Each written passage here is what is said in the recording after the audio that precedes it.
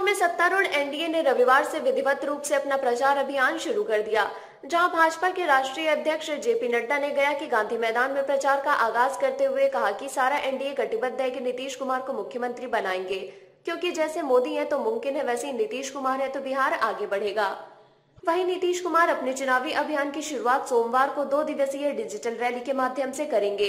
वे 35 विधानसभा क्षेत्रों के लोगों को संबोधित करेंगे।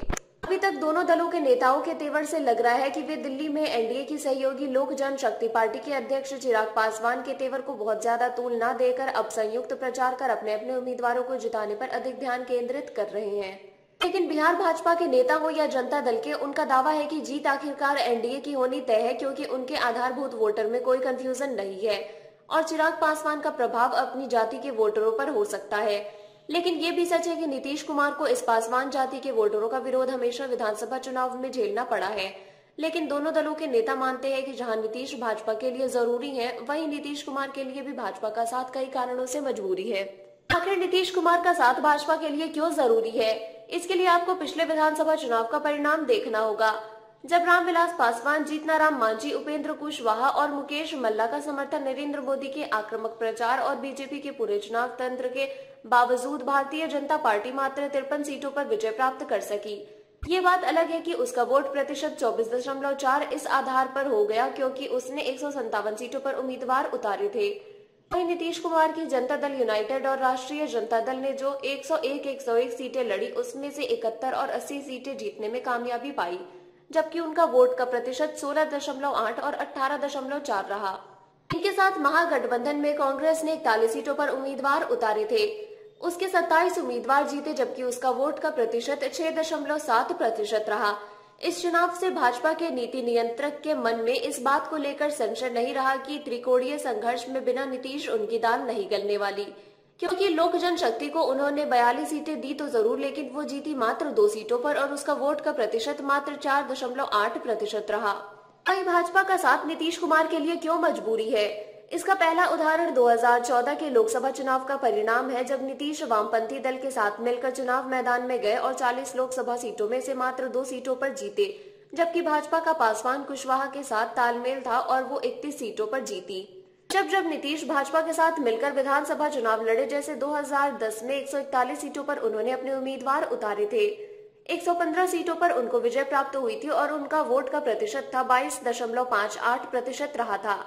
भाजपा ने उस चुनाव में 102 उम्मीदवार मैदान में उतारे और 91 सीटों पर विजय प्राप्त की थी, उसका वोटों का प्रतिशत था 16.49%, जबकि इस चुनाव में रामविलास पासवान की लोक जनशक्ति पार्टी लालू यादव को मुख्यमंत्री बनाने के लिए उतरी और उसके 75 में से 3 उम्मीदवार विधायक बने, उसका वोट का प्रतिशत था 6.74% रहा था। राष्ट्रीय जनता दल के 168 में से मात्र 22 उम्मीदवार जीते थे और वोट का प्रतिशत 18.84 का था। जेपी का चिराग पासवान को साफ संकेत, हमें दोस्ताना संघर्ष मंजूर नहीं।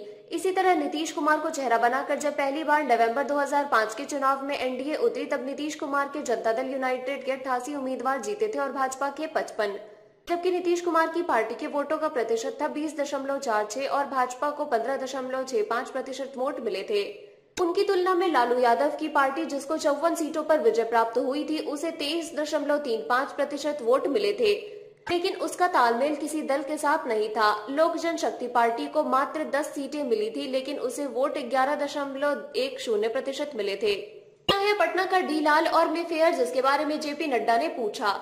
साल 2005 से 2010 के बीच नीतीश कुमार ने अति पिछड़ी जातियों के लिए पंचायत में आरक्षण और गैर पासवान दलित के लिए महादलित वर्ग बनाकर चुनाव का पूरा गणित बदल डाला। माना जाता है कि जब तक एनडीए विरोधी इस वोट वर्ग में सेंधमारी करने में कामयाब नहीं होते, बिहार की राजनीतिक सच्चाई यही रहेगी कि नीतीश कुमार भाजपा के लिए जरूरी, लेकिन भाजपा का ऊंची जाति और बनिया वर्ग पर पकड़ के कारण भाजपा के साथ रहना उनकी मजबूरी रहेगी। फिलहाल आज के लिए बस इतना ही। अगर आपको यह वीडियो पसंद आया हो तो इस वीडियो पर लाइक का बटन जरूर दबाएं और इस वीडियो को ज्यादा से ज्यादा शेयर करें। यदि आपका कोई सुझाव हो तो आप नीचे कमेंट करके जरूर बताएं। और अगर आप यह वीडियो फेसबुक पर देख रहे हैं तो इस पेज को लाइक करें, और अगर यह वीडियो आप यूट्यूब पर देख रहे हैं तो चैनल को सब्सक्राइब करना ना भूलें। शुक्रिया।